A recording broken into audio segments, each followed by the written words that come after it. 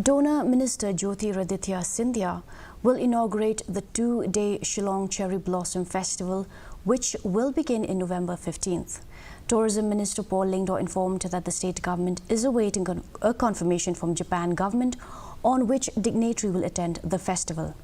On November 18th and 19th, there will be a lit festival and it will be attended by renowned writers like Vikram Seth, Shobha De and others.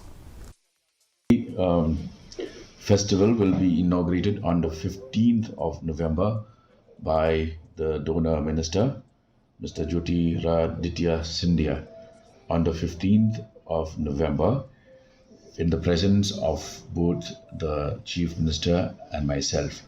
We are also waiting confirmation from the government of Japan as to which dignitary will attend the festival. The 18th and 19th, we will also have the Lit Fest, where renowned writers like Vikram Seth, Shobha De, Kanpham Nongkandri, and we are also expecting William Dal Trimble to be part of the fest.